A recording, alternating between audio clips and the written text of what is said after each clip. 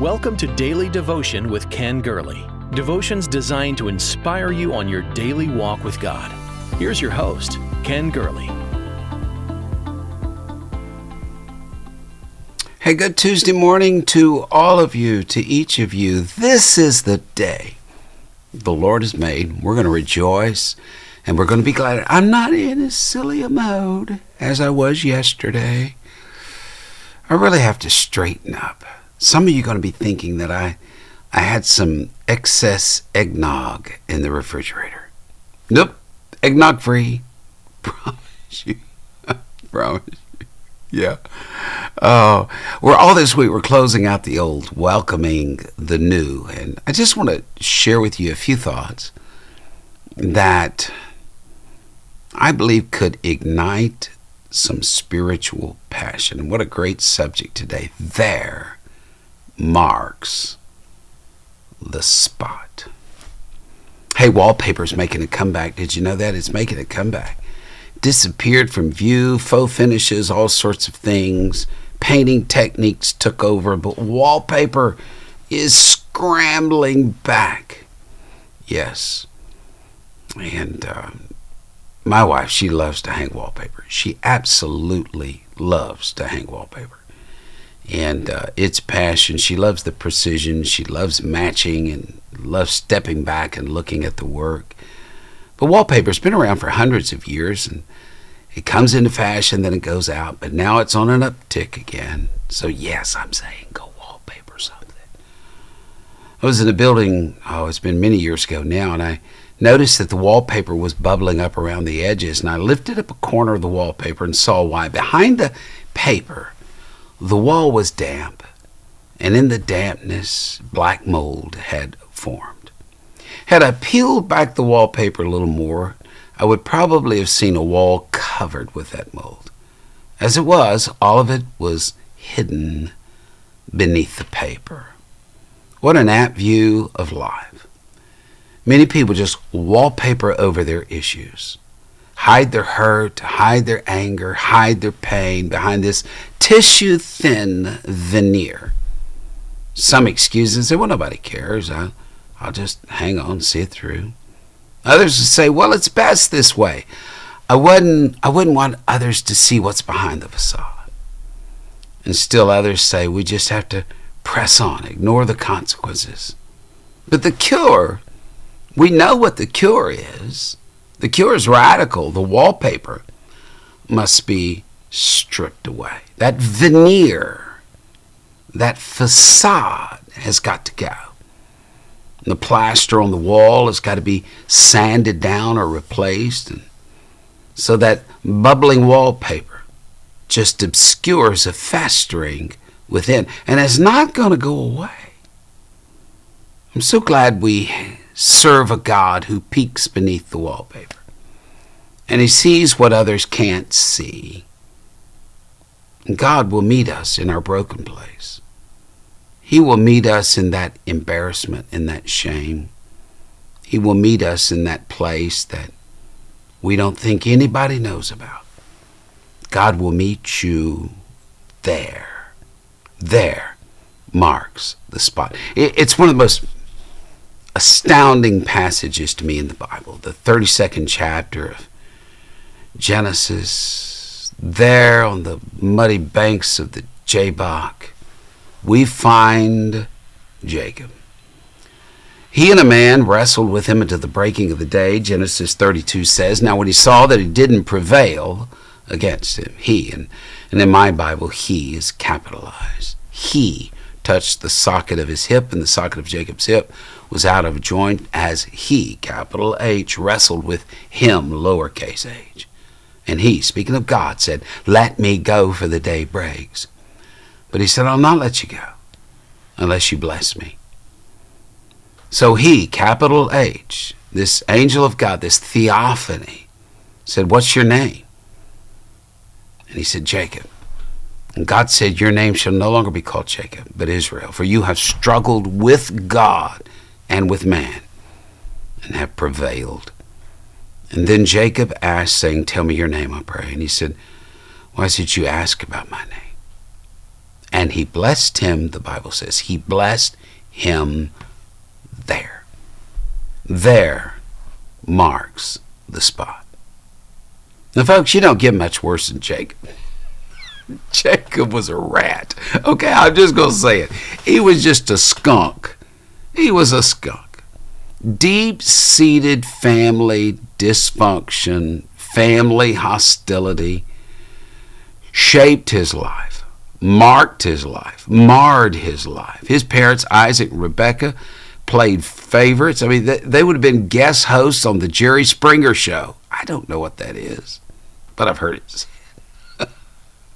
I'm telling you. They pit Jacob against his fraternal twin, Esau. He swindles Esau out of his birthright.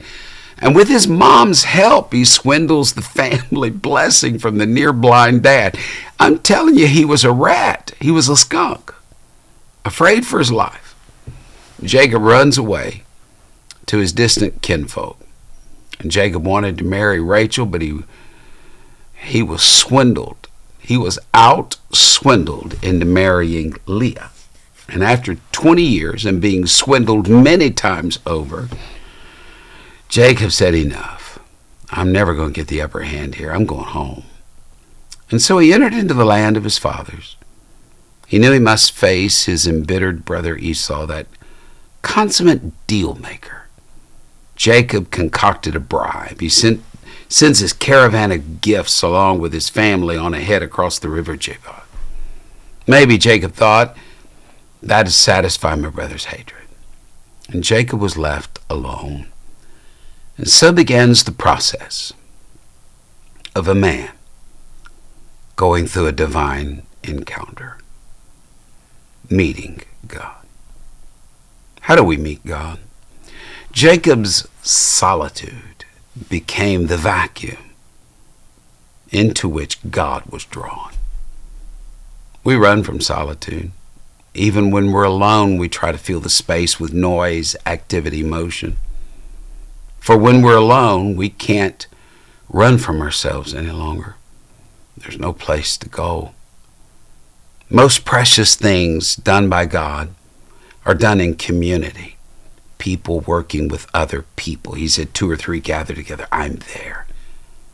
Yet interlaced in this life of koinonia, this divine fellowship, are seasons where we're alone with God. Some would call them the dark night of the souls. Others would just call it a spiritual discipline of solitude. The extent of our reach is quite often defined by the depth of our alone time with God. Jacob was left alone. He had no defense, no bribe left in his hand, nothing to offer God, only himself. I think this is step 1, folks. This is step 1 in a process of meeting with God. This sense of aloneness, this emptiness. Rock of Ages has been a favorite hymn for a couple of 100 years, and we're most familiar with that opening line, Rock of Ages, cleft o'er me, let me hide myself in thee. But the 3rd verse begins this way. Nothing in my hand I bring, simply to the cross I cling. Within each of our lives, and many times there comes a moment we realize, I don't have a gift good enough for God. I don't have anything to give God. This sense of emptiness is a divine invitation. You remember Jesus telling a man out of whom he cast the evil spirit, he said, looking for rest and finding none, the spirit went back to his prior residence. Finding it swept clean and empty, brought 7 spirits worse than himself, settled down there. Nature abhors a vacuum. Emptiness invites an infilling. But that night at Jabbok, all alone, there, he begged to be filled. So the second step in the process of meeting with God is, it's witnessed in the darkness. It was in the night when Jacob was left alone. God does his most sublime work in the darkness. When the world was at its chaotic worst, God said, let there be light. When Egypt was reeling in darkness, there was light in Goshen. When things look the worst, when we feel the sun has gone down on us and our day of possibility is past, God does his greatest work. In the night he meets us. Jacob, how could you know that one of those boys, Judah, that you sent across the Jabbok, that Judah would have a descendant, born of woman yet born of heaven, who would enter the world, and for 3 hours of intense darkness, that offspring would hang on a cross, and it would taste the darkness that comes to every soul. He tasted the suffering that each mortal must endure. He drank of the cup of our iniquity, that in the time of darkness he may be the light of the world. Isaiah asked, who among you fears the Lord? Who obeys the voice of his servant? Who walks in darkness and has no light? Let them trust in the name of the Lord and rely upon God. Jacob, you came into this meeting place alone, but you're not going to leave alone. You walked into this encounter at night, but you're going to leave in the light. The third step in this process of meeting God, I'm talking about in this closing few days of a year, opening days of a new year, of having a divine encounter. This third step is Jacob left nothing on the table. He brought an intensity into this meeting that can't be denied. One filled with such desperation, such commitment. You may remember the song we once sang, Almost Persuaded. It was written by Philip Bliss, who was called the second most popular hymn writer of modern times. It was he who penned the music to It Is Well With My Soul. It was he and his wife who sang duets, giving altar calls for Dwight Moody. It was over the Christmas holidays in 1876 they boarded a train for Chicago to be present at a New Year's service, and tragedy struck.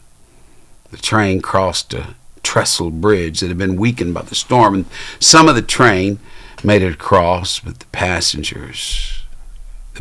cars did not. And the bridge collapsed. The cars fell 75 feet and soon caught on fire. Somehow, miraculously, Philip managed to extricate himself, but his wife was trapped beneath some heavy ironwork.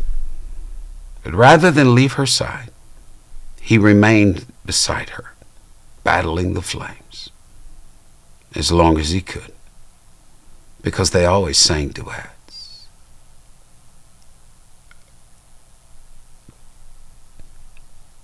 And you can't sing a duet all alone.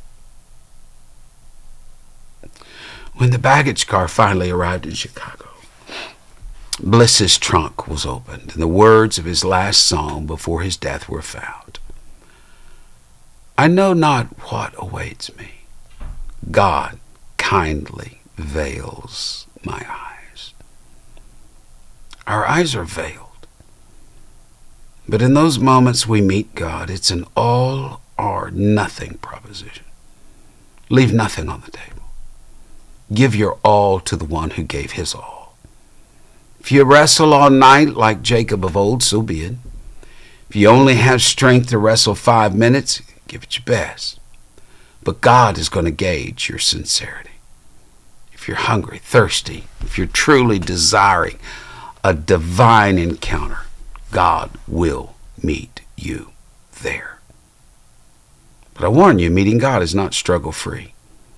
Jacob, alone in the dark, playing for keeps. He's physically exhausted. He's deeply anxious about Esau, shorn of all of his earthly possessions, powerless to control his fate.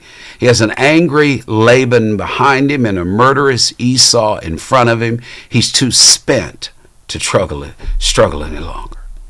And he collapses into a deep sleep. And then the real struggle begins.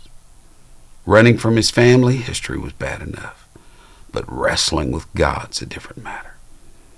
That night, that angel of the Lord, that theophany, God in visible form visited him. Jacob was awakened struggling with heaven. He woke up fighting. Oh my. And the wrestling match would last throughout the night until daybreak. The divine stranger finally crippled Jacob with a blow to his hip that disabled him, and he walked with a limp for the rest of his life. I'm not sure when it happened. Not sure when Jacob realized, I'm not struggling with a thief. I'm not fighting my brother Esau. I got a hold of heaven. And think with me of another night when Jesus cried, "Not my will, but thine be done." Evidence of a struggle can be heard in those words. Few of us yield so quietly and completely. We choose to struggle longer until our will breaks. Read the story of a man who fell into a well. The falling man managed to grab hold of the rope hanging in the well, and his hands slide down the rope until he manages to get a grip and check his fall. And there, suspended in the well, he begins to scream for help. Nobody comes to his aid. His hands get weary. He tries to tie it around his body, but he doesn't have the strength. Finally, he gives up, lets go of the rope, and he falls 3 inches to the bottom of the well. Most of the struggle we have is really not so much with God, but it's with ourselves. It's when we come to an end of ourselves. That's revealed that night when Jacob said, when God asked Jacob, "What is your name?"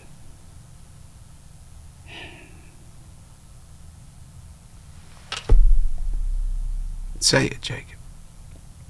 I'm a supplanter. I'm a deceiver. I'm a huckster. I'm a cheat. I'm a heel grabber. I had an acquaintance a while back, an acquaintance who I tried to help, but he just cheated people. He took advantage of them.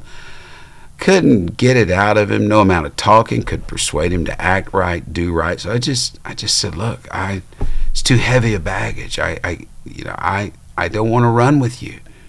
You're cheating everybody. I don't want to be walking around saying, 'Has he cheated you?'" Well, aren't you glad when we give up on someone, God doesn't quit? Years passed. Many years passed. I got a phone call from him. He asked to speak with me. Something told me that I needed to do this, so I met him for coffee. And I heard words to this effect: "I am Jacob." I didn't want him to hear him say those words. I'd forgiven him long ago for the confusion it caused. But I realized that he needed to hear himself say those words. He needed for me to hear him say that he had been wrong. And I also realized something greater than this. God was going to bless him.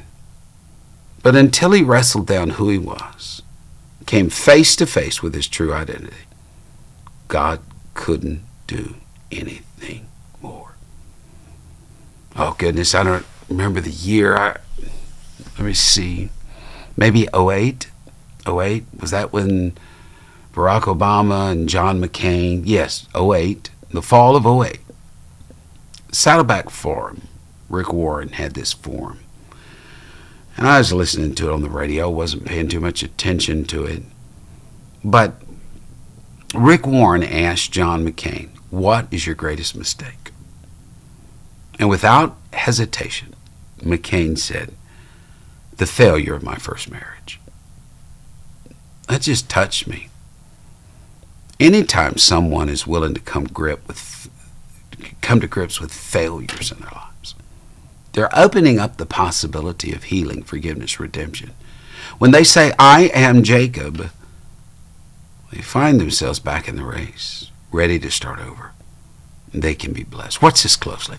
The moment Jacob said, "I am Jacob, I am the heel grabber, supplanter, chief thief," God said, "Not any longer. You're now Israel." Who you are begins with who God is. And beyond the struggle, there's a blessing.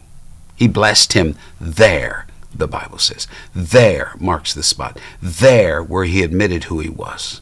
He blessed him in his misery, his solitude, his darkness, his confusion, his fear. He blessed him there. So many blessings lay abandoned on heaven's shelves because we refuse to step up and say, "I am Jacob." So we can hear God say, "No, that's who you were. But now you're Israel, prince, chosen of God. You were once a cheat, a thief, a liar. But now you're blessed, you're washed, you're cleansed. Of such were some of you.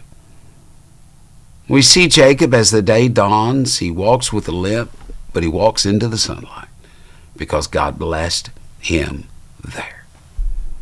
We see a little Jacob in all of us. Don't make 100 all the time. Don't always get it right the first time. We're fearful. We operate in the flesh. We're insecure. We try to take care of things ourselves. We have huge control issues. We can't let go and let God have his way. But in this week of hopeful divine encounters in our lives, I hope you take the time to hear the voice of God. I hope you wade into that darkness and wade into that alone time with God and take your old broken self and watch what God can do. I read the testimony of a woman named Linda who chaired a community values endeavor in Washington State. Linda had not lived an exemplary life. Drug addiction, clubs, shame for many years. How did she turn her life around? Here's what she said, and I love these words. God met me there in the darkness. And he didn't condemn me. He loved me there where I was. It was as though he removed scales from my eyes so I could take a long, hard look at my life. Didn't like what I saw. I've never locked eyes with a person who God doesn't care about. He loves everyone.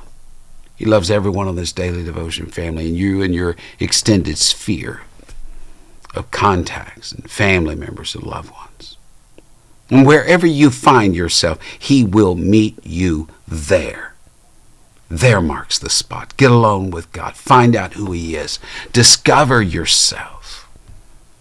And discover who he is making you. I feel the presence of the Lord. And I know God is doing something amazing. And this is going to be a pivotal week and a pivotal few days.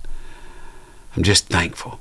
I'm thankful that God is still working and his Spirit is flowing in our hearts and minds. So give it up. God will meet you there. Yes, he will. What a great day. Like and follow Facebook, subscribe, X and YouTube. So happy to have you. I know it's a busy week. I know many of you are still traveling, but those of you that can make it, thank you for being a part of this. May God bless you. Go check out KenGurley.com and thank all of you that have helped us this year, and it's been a blessing. We appreciate you. Love you very much. Lifting you up in prayer. God go with you. Thank you for sharing in Daily Devotion with Ken Gurley. We pray this ministry has been a source of encouragement and strength to you. Please be mindful that your financial support enables us to meet with you each day. To give a donation or connect with us, visit our website at kengurley.com. There you will also find the latest books, podcasts, and resources. Blessed 90 Days to Change Your World is Pastor Gurley's latest book. You can get your copy of this life-changing book at kengurley.com. May God's favor rest on you in every way until we meet again.